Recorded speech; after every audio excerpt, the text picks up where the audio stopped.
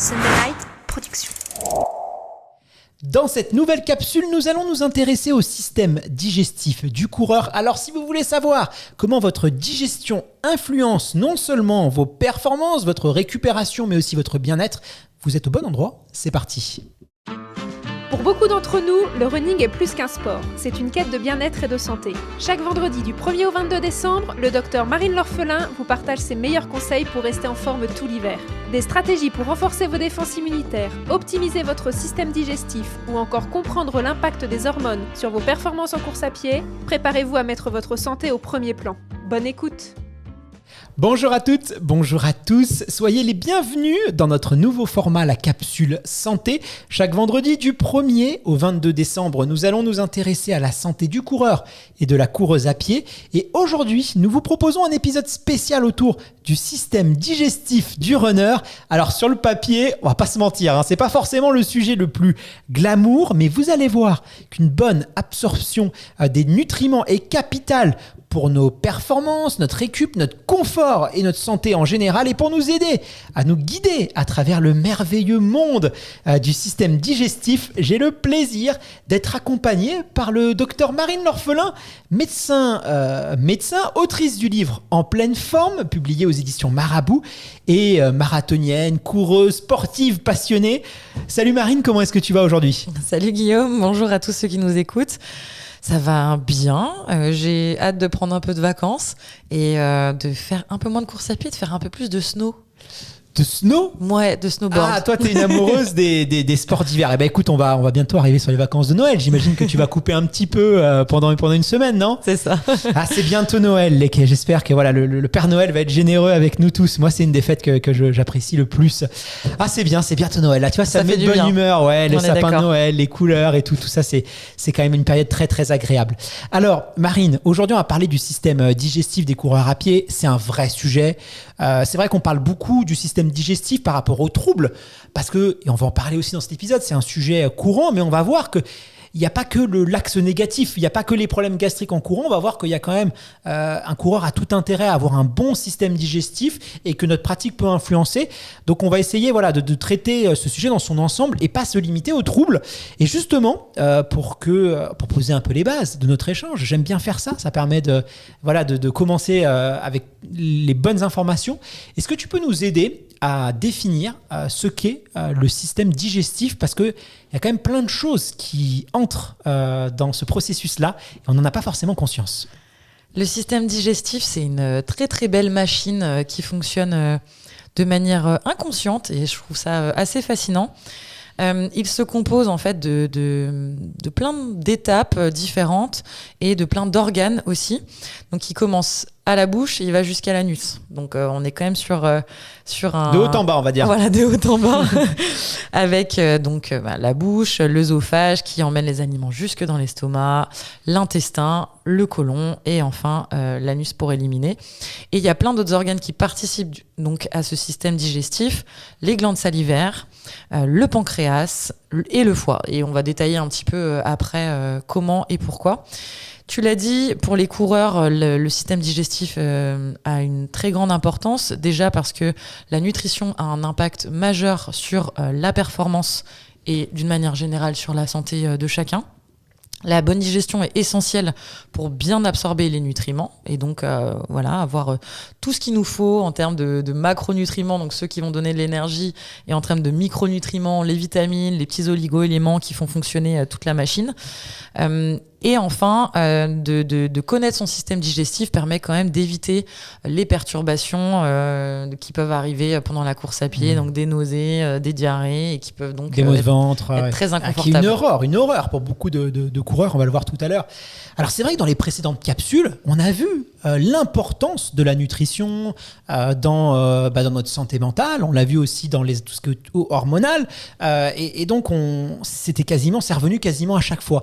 Et donc, effectivement, si on veut aussi bien assimiler les nutriments, si on veut bien digérer un peu toute cette énergie qu'on va avoir, là, c'est le système digestif qui rentre en jeu. Donc, on se rend compte que c'est extrêmement important et on n'a pas forcément conscience de tout ce qui se passe à partir du moment où on va manger un nutriment et qui va être digéré, assimilé par le corps. C'est une formidable machine qui va se mettre en marche, de prouesse technologique, moi j'aime bien souvent dire.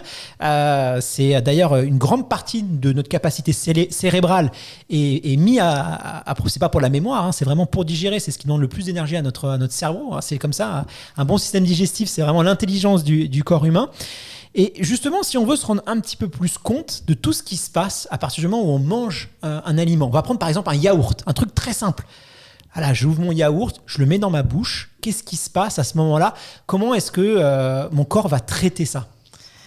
Au-delà du plaisir déjà qu'on peut ressentir, la première étape, c'est la mastication.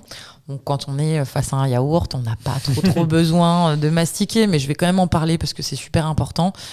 C'est la première étape de la digestion chimique et mécanique. Mécanique parce qu'avec les dents, on écrase les aliments, ce qui permet en fait de les délier, de permettre après que les petits enzymes, tout ce système digestif va pouvoir travailler un peu plus sur les nutriments. Et ensuite, on a dans la bouche des glandes salivaires qui vont sécréter des enzymes et notamment l'amylase pour commencer à casser les sucres. Donc voilà, cette première étape, c'est broyer et commencer à digérer les sucres. Après, le yaourt, il va passer dans l'œsophage. Là, il n'y a pas franchement de digestion qui se fait, c'est juste un tuyau de transport jusque dans l'estomac. Dans l'estomac, là encore, on va trouver les sucs gastriques qui sont pareils, des enzymes, donc des molécules qui vont détruire chimiquement, qui vont commencer à détruire les protéines, les lipides et aussi un petit peu l'alcool. Donc dans le yaourt, il y a des protéines et des gras, des lipides. Donc là, il va commencer vraiment à être digéré. Et là, par contre, il n'y a pas forcément de digestion des sucres, ça va se terminer un peu plus tard. Après, on passe dans le duodénum, c'est le début de l'intestin. Et dans ce duodénum, on va retrouver de la bile.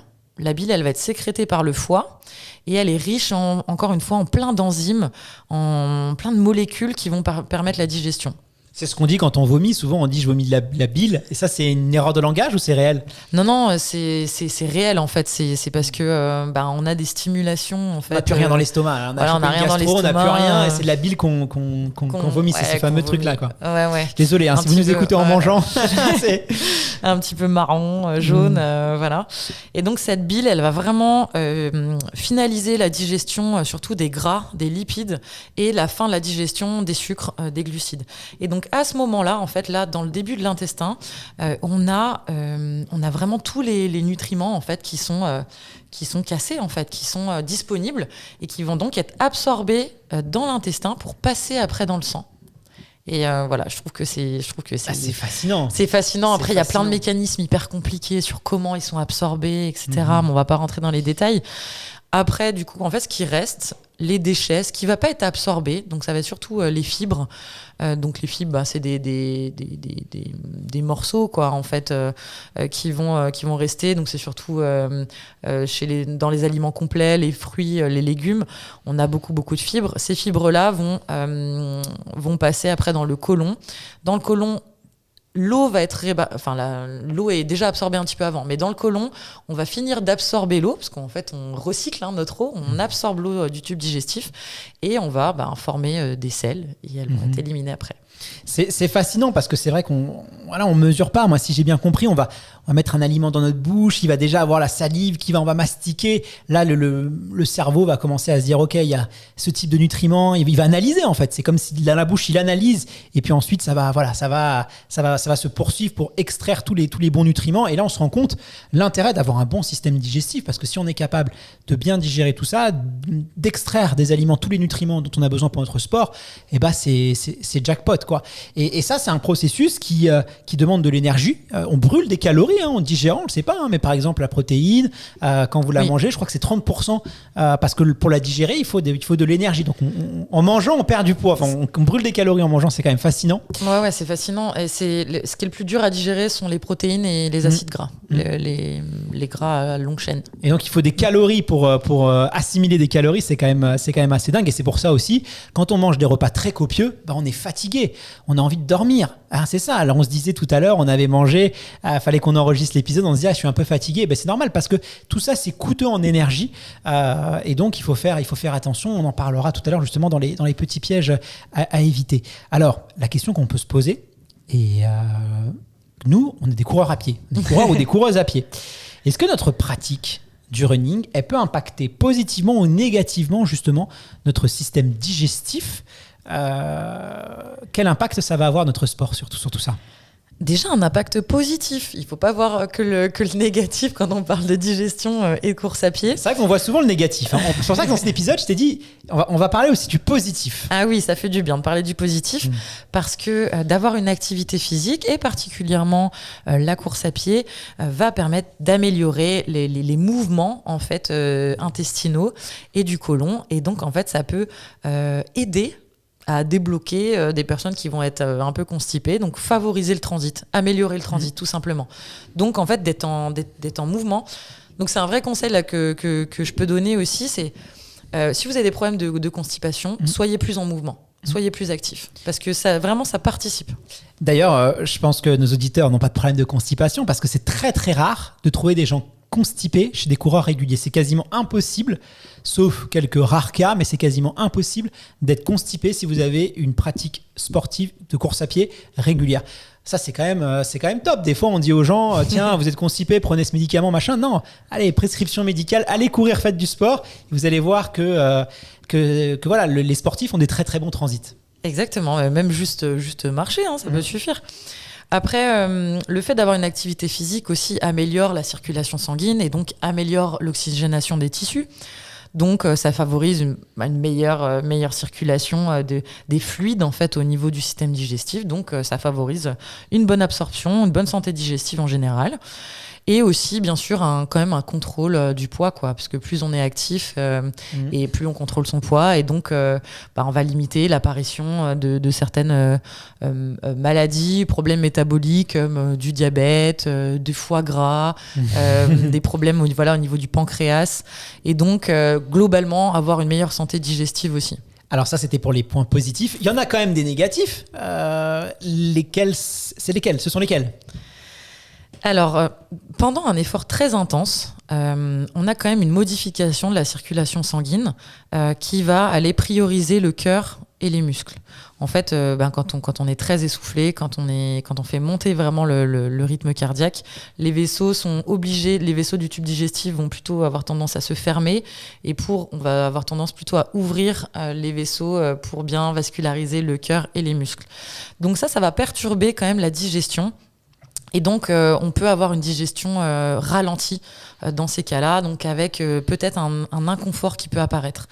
Quand on court, on crée aussi beaucoup d'impact avec le sol et beaucoup du coup de vibrations et de mouvements. Et donc, on peut provoquer des ballonnements au niveau de l'estomac. Et donc, s'il est plein de nourriture ou plein de liquide, là, on va bien sûr ressentir un inconfort, voire même des nausées. Et on l'a dit, ça peut être un effet positif comme un effet négatif. La course à pied va accélérer le transit et donc peut éventuellement engendrer des diarrhées si vraiment ce transit est un peu trop accéléré. Donc voilà, il faut essayer de trouver en fait le juste équilibre entre s'alimenter suffisamment pour être bien nourri, avoir de l'énergie et donc performer, et en même temps trouver la bonne dose d'aliments et les bons aliments qu'on arrive bien à digérer pour éviter aussi ces troubles digestifs. Justement, il y a quand même une chose qui est assez étonnante et beaucoup de coureurs connaissent, c'est que la course à pied, elle peut quand même soit couper l'appétit, tu vois, chez certains coureurs, et chez d'autres, ça va l'ouvrir. Il y en a, après une séance, ils n'ont pas du tout faim, tu vois, et d'autres, ils sont affamés. C'est aussi peut-être aussi en fonction du type de séance qu'on va faire. Moi, je sais que généralement, quand je fais des séances de fractionnés, j'ai pas faim après, tu vois. Et puis souvent, c'est embêtant parce que si je fais mes séances de fractionnés le soir à 18h30 sur la piste, après, j'ai pas faim, quoi. Franchement, je suis limite un peu obligé de me forcer. Des fois, je peux même me sous-alimenter. Est-ce que tu pourrais nous expliquer pourquoi finalement ça se produit, pourquoi il y a ces variations d'appétit un peu, pourquoi le sport peut en tout cas potentiellement nous créer des variations d'appétit? Si on est actif de manière régulière ou sur des journées de manière assez intense, on va quand même globalement dépenser beaucoup de calories et donc le corps va réagir en demandant une alimentation supérieure. Donc, on doit avoir plus faim quand même quand on est plus actif que d'autres personnes. Mais c'est vrai que l'effort intense peut couper l'appétit. Alors en fait, chez certains coureurs, justement sur les séances intenses de fractionnés ou vraiment très longues, comme on l'a dit, le système digestif va quand même souffrir, va être mal vascularisé, voilà, donc on va perdre les sensations de faim, on va être un peu écœuré. Et en plus, on a une diminution de la sécrétion d'une hormone qui s'appelle la gréline. Et cette hormone, c'est l'hormone de la faim. Donc vu qu'elle va être moins sécrétée, au contraire, on a l'augmentation des sécrétions d'hormones coupe-faim. En fait, on n'a pas faim, tout simplement. On perd un peu l'appétit. Et donc, tu as souligné un point très, très important qui est le risque de ne pas s'alimenter suffisamment après une séance, où au contraire, on a besoin de récupérer, on a besoin donc de bons nutriments, on a besoin des petits plots pour réparer les muscles. Et donc, il faut absolument faire attention à ça. Donc, le conseil que je peux donner, ça va être vraiment, si vous sentez après une séance que vous êtes écœuré, vous avez du mal à manger, vous n'avez pas faim, de faire déjà une collation. Une petite collation, ça peut être liquide déjà, parce que souvent les liquides ça passe mieux quand même. Et après, voilà, prendre un petit temps de repos, ça va finir par passer, et remanger quand même un vrai repas quelques temps après. Ouais, ça c'est un bon conseil. Voilà, à 15h, 4h, on se fait une petite collation qu'on prévoit, qu'on anticipe. C'est pas on arrive au bureau, tiens, j'ai rien à manger, je vais aller au distributeur, parce que souvent c'est des barres chocolatées, c'est pas forcément l'idéal, mais des petits fruits secs, des fruits à coque, voilà, ça c'est très très bon, et ça permet justement, voilà, comme ça d'avoir de fragmenter un petit peu notre repas. Mais il faut manger, parce que voilà, on a cassé du muscle. Généralement c'est une séance de fractionné, et l'alimentation ça fait partie quand même du processus de récupération, hydratation, nutrition, sommeil, c'est les piliers. Donc des fois il faut pouvoir je peux dire se forcer, mais être vigilant par rapport à ça. Alors on a compris le principe du système digestif, qu'est-ce qui se met en marche quand on mange. La question qu'on peut se poser, c'est comment est-ce qu'on peut l'améliorer. Si vraiment je veux un super système digestif, je veux que tous les aliments que je vais manger soient traités de la meilleure manière possible, rapidement, efficacement, pour pas dépenser trop d'énergie, pour pas fatiguer mon corps. Est-ce que je peux mettre en place certaines choses, certaines routines pour favoriser un bon système digestif ? Alors, pour avoir un bon système digestif, déjà, on va essayer de l'aider dans la digestion. Donc, l'étape la plus importante sur laquelle on peut jouer, nous, en fait, on a du pouvoir, c'est de bien mâcher, de bien mastiquer les aliments avant leur entrée dans l'estomac. Donc déjà, c'est prendre le temps, en fait, tout simplement, de manger à table et d'être conscient qu'on mange. Éviter, bien sûr, les repas trop copieux. Parce que on l'a dit, en fait, digérer des viandes, donc surtout des protéines, avoir des repas trop riches en gras, avec beaucoup de fromage, avec beaucoup d'huile, du coup ça apporte des lipides et c'est particulièrement difficile à digérer. Alors c'est embêtant parce que les prépas, alors le marathon de Paris là, pour celles et ceux qui vont faire le marathon de Paris, c'est les prépas, c'est de janvier à avril. Donc t'es en pleine pendant la saison des raclettes. Ça nous arrange pas là ce que tu nous dis, Marine. Non mais je vous dis ça au quotidien. Bon, après, c'est une de temps en temps. Et puis faites-vous plaisir avec une raclette de temps en temps. Et pas de séance de fractionné. Par exemple, si on mange une raclette d'ailleurs le soir, c'est le meilleur moment, je sais pas, mais pas de séance de fractionné. Le jour de la raclette, on le fait quand on est en repos. On a des journées de repos. Au moins le corps a pas été fatigué par la séance et donc il aura l'énergie pour manger la raclette. Même si le repos, du coup, on va aussi un peu fatiguer. Donc voilà, mais c'est quand même mieux de pas additionner les charges. On prend 2 jours de repos et on peut se faire sa petite raclette. On estime qu'un repas est digéré en à peu près 2-3 heures. Donc ça dépend de la consistance du repas. Et pour une collation, on dit 30 à 60 minutes pour un petit goûter. Donc après il y a plusieurs stratégies en fait. Éviter les repas trop copieux, on l'a dit, mais on peut aussi par exemple fractionner un petit peu son alimentation, se dire que on mange moins pendant les repas, mais par contre on se fait un goûter, une petite collation dans la matinée, fin de matinée, une petite collation dans l'après-midi. Ça c'est possible aussi en fait. Ça permet d'avoir une digestion un peu plus rapide et peut-être de pouvoir enchaîner plus rapidement une séance de sport derrière. Alors justement, là, dans quelques jours, on va fêter Noël. Après, il y a la nouvelle année. Généralement, c'est des repas un peu riches, un peu gras. Tiens, on a mangé gracieusement, on va dire. On a le bidon un peu tout plein. On se dit, on va tous connaître ça, plus ou moins. C'est ce moment-là. qu'est-ce qu'on peut faire? Tu vois, il y a la citrate de bétaïne, je sais pas si tu connais, qui a été sortie. Moi, je suis assez friand de ce genre de choses. Tu sais, c'est comme les petits vieux. Là, dès que j'ai trop mangé, je prends une petite citrate de bétaïne. Bah oui, non, mais ça marche. Hein. Est-ce que c'est efficace? T'as des conseils à donner? Est-ce qu'il y a certains, je sais pas, des jus de citron? Est-ce qu'il y a des remèdes de grand-mère? Qu'est-ce qu'on doit faire concrètement? Tiens, je sors mon repas de Noël, je suis plein comme un œuf. Qu'est-ce que je fais? Ben pourquoi pas, ces remèdes de grand-mère, le citrate de bétaïne, ça marche. Après, prendre des compléments pour favoriser la digestion, le transport de la bile et tout, normalement, franchement, il n'y a pas besoin. C'est du repos, quoi. Le meilleur conseil que je peux vous donner, c'est de bouger.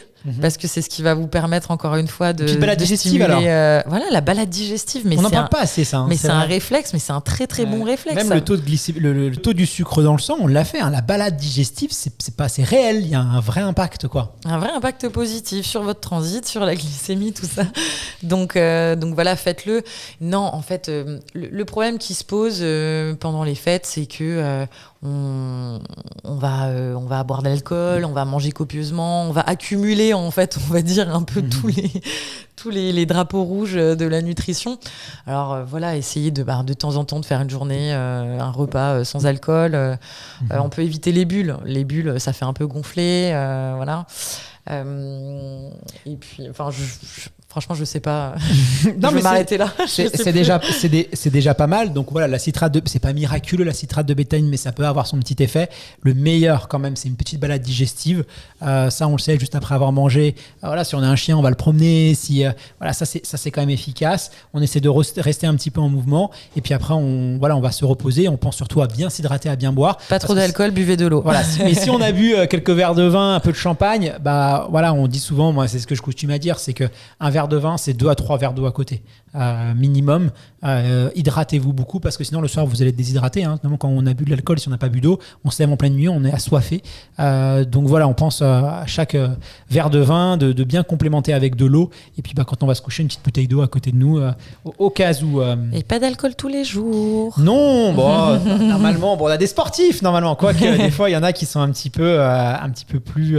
Ça laisse un petit peu plus. En tout cas, dans ton livre, justement, tu donnes pas mal de conseils. Et moi, ce que j'aime bien, c'est que voilà, tu remets un peu l'église au milieu du village. Manger, c'est la vie. Parce que c'est vrai qu'on a tendance un petit peu à diaboliser le sucre et le gras. Et c'est normal parce qu'on en mange trop. Ça, c'est vrai. Mais le sucre et le gras, c'est la vie. C'est pour ça aussi que notre corps il est attiré par ça. Parce que sans ces nutriments, en fait, on pourrait tout simplement pas vivre. Il y a une raison, il ne faut pas confondre surconsommation et évitement. Parce qu'aujourd'hui, on voit des dérives avec des gens qui vont s'alimenter que en fruits, en légumes, en crudités, ce genre de choses. Et peut-être qu'on tendance des fois à trop diaboliser le sucre et le gras. Mais si notre corps en demande, c'est simplement parce qu'il a besoin. On ne peut pas vivre sans gras, on ne peut pas vivre sans sucre. On pourrait vivre plus longtemps sans légumes, mais pas sans ces éléments-là. Donc, ça reste des aliments essentiels. Le sucre, c'est le premier carburant. C'est celui qui est utilisé en premier par notre métabolisme pour fonctionner. C'est d'ailleurs le seul carburant du cerveau. Donc, on a absolument besoin d'avoir un taux de sucre, en tout cas accessible dans le sang. Après, il y a différentes catégories dans les sucres. C'est ce que j'explique dans mon livre. Ils n'ont pas le même impact sur la santé, de par les variations dans le sang et les conséquences sur les hormones. Le gras, c'est absolument essentiel. Le gras, ce sont des composants de toutes les membranes cellulaires, des hormones, encore une fois, de tellement de fonctions en fait qui utilisent les acides gras. Donc chez les femmes, le gras, c'est aussi une production d'oestrogène. Donc on en a absolument besoin. Donc il faut pas trop en consommer. Évidemment, quand on parle de sucre, c'est le sucre des fruits, c'est pas le sucre des bonbons. Le gras, c'est le bon gras, c'est pas le gras de la pâte à tartiner. Mais voilà, ne les diabolisons pas, c'est extrêmement important. On a besoin de chaque catégorie de nutriments qui nous apportent des calories, qui font fonctionner notre corps. Et comme tu le dis, il y a différentes qualités dans les sucres, dans les gras et dans les protéines. Et c'est là où il faut varier et choisir ceux qui sont meilleurs pour notre santé. Alors, en parlant de repas, il y a quand même un débat qui fait un peu rage chez les coureurs. C'est le fait de courir c'est le fait de courir immédiatement après avoir mangé. Alors certains disent qu'il faut attendre un certain temps, d'autres que c'est une idée reçue. Et c'est vrai que des fois on peut être au travail. Les pauses déjeuner sont souvent aussi des moments de pratique sportive, surtout quand on manque de temps, quand on a des enfants. C'est des moments qui nous appartiennent. Les pauses déjeuner, généralement on n'est pas embêté. Voilà, c'est un temps qui est un peu sacré, donc on peut en profiter pour faire du sport. Je vais te poser cette question. Peut-on aller courir juste après avoir mangé ? Est-ce que c'est une bonne idée ? Quel est ton avis de médecin sur cette question ? Il y a plusieurs éléments de réponse. Déjà, il n'y a pas de danger à aller courir après manger. On va pas se retourner l'estomac. On va pas se retourner l'estomac. Non, se retourner l'estomac... c'est chez les animaux, ça. Ouais. Ou vraiment dans des pathologies très particulières chez les très jeunes enfants où on a des choses comme ça. Mais non, on va pas se retourner l'estomac. Donc, il n'y a pas de danger déjà pour la santé à le faire. Mais comme on l'a dit quand même, la pratique d'une activité physique comme la course à pied qui peut être assez intense et qui peut modifier du coup le flux sanguin, eh bien, du coup, ça peut avoir des conséquences et entraîner une mauvaise digestion, et d'autres désagréments, parce que quand on vient de manger, l'estomac, il est plein. Le sphincter, le petit bouchon au-dessus de l'estomac, du coup, il peut s'ouvrir plus facilement. On peut avoir des remontées acides. Vous savez, comme ça vous brûle un peu au niveau de la gorge. C'est très, très désagréable. Donc, on peut avoir ça, les sensations de ballonnement, ça ballotte un peu dans tous les sens. Des jambes lourdes, ouais. Voilà, ça nous écœure, des nausées. On peut avoir des jambes lourdes parce qu'effectivement, vu que le corps, il doit digérer et en même temps courir, il peut pas bien vasculariser les muscles et bien vasculariser le système digestif. Donc, il est un peu débordé, en fait. Donc, voilà, globalement, une fatigue quand même un peu plus importante. Et le timing recommandé... Bon, ça, c'est plutôt rassurant. Après, c'est vrai que les gens qui ont l'habitude de courir juste après avoir mangé, je pense qu'il y a aussi des phénomènes d'adaptation, mais on facilite pas la vie à notre corps. Et concrètement, si on veut bien faire les choses, tu vois, si on se dit... On veut laisser notre corps le temps de digérer. On ne veut pas avoir des sensations de ballonnement. Alors, certains sont plus sujets que d'autres. Moi, je sais que je serais incapable d'aller courir juste après avoir mangé. Mais après, il ne faut pas non plus aller courir tout le temps, le ventre à jeun, parce que ça peut aussi créer des fringales. Toi, tu recommandes quoi en termes de timing idéal sur la pratique sportive ? Combien de temps on attend après avoir mangé, selon toi, le meilleur moment ? Timing idéal, si vous avez pris un gros repas, je dirais 4 heures. Vraiment, timing idéal. Gros repas, tu le définirais 700-800 kilocalories. D'accord, bonne raclette. Ouais, un peu moins même, parce que la raclette, un peu moins, peut être 2000. Un peu moins, ouais, voilà. Un vrai repas, quoi. 700 kilocalories, un vrai repas où on a pris entrée, plat, petit dessert. Un plus petit repas, 400 kilocalories. Là, par exemple, un seul plat. Voilà. Là, on peut se permettre d'y aller au bout d'une heure et demie, 2 heures. Ouais, donc c'est pas non plus très très long à attendre. Non, c'est pas très long. Et un petit encas, on l'a dit, 30 minutes à 1 heure. Petite collation. Bon, écoute, maintenant on a tous les éléments en main. Alors, j'imagine que t'es pas sans savoir que notre état émotionnel peut avoir un impact sur notre système digestif.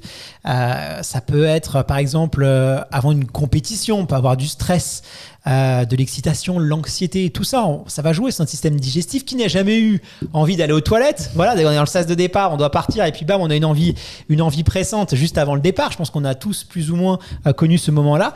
Du coup, comment est-ce qu'on peut expliquer que nos émotions, comme ça semble assez quand même éloigné en vrai, nos émotions vont avoir un impact sur notre système digestif ?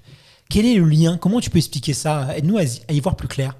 En fait, le tube digestif, il est sensible au stress. En fait, le tube digestif contient des neurones, un système nerveux qui fonctionne de manière autonome. On ne s'en rend pas compte, on est complètement inconscient, mais quand même, le cerveau, en fait, le pilote, et ils se répondent, le système digestif et le cerveau.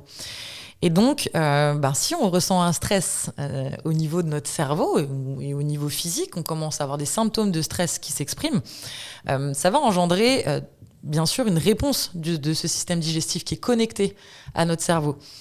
Et donc, le stress, d'une manière générale, va engendrer la sécrétion de certaines hormones. L'adrénaline, le cortisol. Ces hormones-là, elles vont stimuler le métabolisme. Elles vont booster un peu le corps. Donc ça peut être très bien parce que ça peut nous permettre d'être hyper réactifs au départ d'une course. Mais par exemple, le cortisol, on sait que ça stimule la motricité intestinale. Donc ça va au contraire avoir tendance à déclencher un peu le transit. Et donc on peut déclencher des diarrhées sur la ligne de départ. Ouais, ce qui est quand même pas l'idéal. Ce qui est quand même loin d'être l'idéal. Ça peut être embêtant, on va pas se mentir. Donc ça c'est intéressant. Et puis on avait fait un super... Mais là on voit que quand même tout est lié. On avait fait un épisode sur les hormones. Là on est en plein dedans. Et donc, on va voir aussi qu'on peut jouer, justement, limiter aussi ces effets un petit peu délétères. Alors, là, on va ouvrir le sujet, finalement, des troubles digestifs, qui est un vrai dossier. On estime que 30 à 50% des coureurs à pied souffrent de troubles digestifs. C'est la plus grosse cause d'abandon sur les marathons ou même sur les trails. C'est les problèmes digestifs. Donc, c'est un vrai sujet. Est-ce que tu peux nous expliquer pourquoi, finalement, les coureurs à pied sont plus sujets, surtout les coureurs qui font du long, qui font de l'endurance, sont plus propices à déclencher des troubles digestifs? Alors, on a déjà un petit peu parlé, mais il y a quand même déjà ce stress pré-compétitif, on va dire. Avec des troubles de transit qui peuvent déjà démarrer dès le début de la course. Parce que quand on se lance sur une grosse course, un marathon ou un trail, on est quand même très, très stressé. Si on a aussi des sensibilités particulières à des types d'aliments qui peuvent être divers et variés, mais on n'est pas tous égaux en fait face à ça sur les troubles digestifs. Donc on peut avoir des intolérances à certains produits, des intolérances à des produits laitiers. On peut certaines personnes prendre vraiment beaucoup de temps à digérer les gras, les lipides. Si on n'a pas aussi bien adapté son alimentation avant la course. Ça c'est hyper important d'avoir une alimentation bien adaptée à notre effort avant la course. Donc ça va être consommé quand même suffisamment de sucre pour avoir des réserves d'énergie, avoir une alimentation équilibrée avant. Mais on dit quand même 2 jours avant à peu près, enfin ça dépend des compétitions, mais 24-48 heures avant, essayer de limiter les fibres par exemple, parce qu'on sait que les fibres augmentent le transit. Donc ça va être important de bien contrôler cette alimentation avant et pendant les trails, il faut s'alimenter, on a besoin d'énergie, donc ils vont consommer, vous le savez mieux que moi, mais les gels, les bars, tous ces aliments-là. Et donc il faut s'entraîner à consommer en fait ces produits pendant l'activité sportive, pendant la course, pour habituer son tube digestif à être quand même actif pendant qu'on court. Ça qui est un peu technique, et au début, quand on commence la course à pied, on n'a pas l'habitude de manger pendant qu'on court. Et c'est un véritable entraînement. Ça s'entraîne, ouais. Le tube digestif s'entraîne, quoi. Il faut le préparer à l'entraînement. Exactement. Et enfin, le dernier élément, c'est des problèmes d'hydratation. Donc, soit on s'est trop hydraté avec de l'eau et on a oublié d'apporter du sel. Et donc, on peut rentrer dans un peu d'une hyponatrémie. C'est, en fait, on manque de sel. Et ce qui peut engendrer des nausées, des sensations de malaise très désagréables. Ou au contraire, parfois, on prend aussi un peu trop certains produits, trop de sucre, trop de sel. Et on est à l'inverse. Ouais, c'est le bon dosage. Et puis s'entraîner aussi. Si vous faites un marathon et vous manquez d'entraînement, vous avez très peu couru, évidemment, vous risquez aussi d'avoir des problèmes digestifs. Ça passe aussi par votre capacité à faire des sorties longues, à habituer en fait votre corps à l'effort. Hein. Ça, c'est la base de tout. Hein. Je pense que c'est vraiment la base. Moi, là, pendant mon marathon, par exemple, je me suis fait surprendre. C'est la première fois de ma carrière, entre guillemets, de coureuse. Où j'ai eu des nausées, mais à presque à me faire abandonner, tellement c'était insupportable. Et ça m'était jamais arrivé. Ouais, mais ça c'est intéressant parce que évidemment tous les coureurs qui font du 10 km, du 5 km, des petits trails et qui sont pas habitués au long, des fois on se dit c'est un sujet qui nous concerne pas. Exactement. Parce qu'on se renseigne pas si on n'a jamais été confronté au problème, mais en fait on est tous concernés par ça. Tant que vous n'avez pas fait de marathon, vous n'avez pas fait de distance plus longue, ne mettez pas ce sujet de côté, quoi. Exactement. Et moi, je pense que j'ai été trop confiante sur les gels que finalement j'avais testé qu'une seule fois. Grave erreur. Là, t'écoutes pas assez dans la tête d'un coureur, Marine, hein, parce que ça, tu n'aurais pas fait cette erreur. Mais c'est ça le pire, c'est que je le savais en plus. Mais je me suis dit, quand même, sur un marathon, c'est pas si long. Bah si, en fait, c'est du long. Ça, c'est le problème, c'est que le trail et l'explosion de l'ultra-distance fait qu'aujourd'hui, on a l'impression qu'un marathon, c'est rien du tout. Mais non, parce qu'il y a une intensité aussi qui est hyper importante. Donc le marathon reste une épreuve extrême. Attention, c'est pas parce que c'est plus long. Vous pouvez courir à 5 km/h, faire 200 km. Courir à 10, 15, 20 km/h sur un marathon, c'est rapide. Complètement, je pourrais pas dire mieux. Donc voilà, j'ai appris d'expérience que même la course à pied, même quand on n'est pas dans l'ultra, qu'on est sur une distance de semi-marathon ou de marathon, on est déjà dans du long. Il faut déjà s'habituer à nos apports, à se ravitailler, à nos bons apports alimentaires, notre bonne hydratation et mettre en place les stratégies alimentaires qui fonctionnent pour nous. Et c'est quand même assez propre à chacun. Et puis bien sûr, après, y a toute l'alimentation pendant la prépa, tout ce genre de choses. Mais c'est pas une fatalité. Voilà, je tiens quand même à rassurer nos auditeurs, auditrices qui ont peut-être déjà vécu ça. C'est tellement traumatisant aussi que des fois, on peut avoir tendance que c'est une fatalité, mais ça ne l'est pas. Il y a toujours des bons réglages à faire et apprendre à se connaître. Alors, Marine, on a parlé du système digestif, mais on oublie parfois, quand on évoque le système digestif, de parler de la récupération. Parce qu'on le sait, quand on a fait une séance de fractionné, quand on a fait une sortie longue, quand on a fait une compétition, notre corps, il a besoin de récupérer. Et l'une des parties essentielles de cette récupération, ça concerne aussi, on l'oublie trop souvent, mais ça concerne aussi notre système digestif. Est-ce que tu peux nous expliquer pourquoi la phase de récupération elle est aussi importante pour notre système digestif? Il ne faut pas l'oublier. Et quelles sont selon toi les meilleures pratiques à suivre pour favoriser une bonne récupération digestive, entre guillemets? Alors, il va être absolument essentiel pour la bonne récupération physique et notamment musculaire d'apporter les bons nutriments après votre effort. Et les nutriments les plus importants, ce sont les protéines et les glucides. Les protéines pour réparer les muscles qui ont été abîmés par la pratique et les sucres pour refaire les stocks de glycogène, donc de sucre qui va être stocké dans ces muscles-là. Donc, le meilleur réflexe, en fait, c'est si vous avez de l'appétit, faire un bon repas équilibré après votre séance, évidemment. On disait quand même qu'il y avait une fenêtre métabolique. Ouais. Bon, il y a aussi un délire autour de ça. Ouais, franchement, c'est pas du tout prouvé. Tout le monde se contredit là-dessus. La fenêtre métabolique, c'est pas vrai. En fait, le corps absorbe les nutriments et va se reconstruire pendant plusieurs heures, voire plusieurs jours en fonction de l'effort. C'est quelque chose qui vient du monde du fitness, parce qu'on sait l'économie du fitness dépend beaucoup de la nutrition. Et donc, si on peut vendre une petite barre qui va bien et dire qu'il faut la manger, et puis les gens adorent ça. Ils adorent quand on leur dit qu'il faut manger à 32 minutes 50, il faut avoir un cœur qui bat à 157 les BPM aussi en course à pied. On a beaucoup les gens qui sont obsédés par le rythme cardiaque. En fait, c'est des consignes très... les gens, ce qu'ils veulent, c'est qu'on leur dit il faut que tu fasses ça à telle heure, que tu manges telle chose, il faut que ton cœur il batte à telle vitesse. Plus c'est rigide, plus les gens, ça les rassure en fait. Et c'est pour ça que ça... Alors c'est pas... Attention, hein, ça peut avoir de l'intérêt, mais c'est juste que la science a quand même... c'est pas si flagrant que ça. Donc voilà, pas de stress sur cette fenêtre métabolique, anabolique. Juste un bon repas équilibré en insistant quand même sur une bonne part de protéines, une bonne part de glucides. Bien évidemment, vous hydratez suffisamment, parce que si vous n'êtes pas hydraté beaucoup pendant la séance, il faut quand même bien le faire après. Si jamais vous n'avez pas d'appétit, par contre, la collation, vraiment, la petite collation, tout de suite, un yaourt, ça passe bien, c'est frais, c'est bien accepté par l'estomac. Ouais, des noix de cajou, compote, des petites, des petites noix, pourquoi pas, des fruits secs, exactement. Et après, derrière, quand même, vous faire le repas, donc ne pas sauter de repas idéalement, parce que sinon, vous allez encore puiser dans les réserves pour réparer, et puis vous allez vous affaiblir. Et puis, alors c'est vrai que traditionnellement, après un marathon, et ça on le voit tout le temps, moi je vois toujours les stories des gens, alors c'est normal, on a envie de se faire plaisir, on a mangé de manière très équilibrée, et donc on a fini un marathon, on va à la petite brasserie du coin, et puis on se prend un gros burger avec des frites. on l'a tous fait. Voilà, je vais pas mentir. Mais c'est vrai que notre système digestif, après un marathon, il a quand même, on l'a vu, beaucoup subi. Le corps, on a cassé énormément de muscles. Quand on a fait un marathon et qu'on a donné le meilleur de soi-même, attention, c'est quand même, le corps a besoin de récupérer.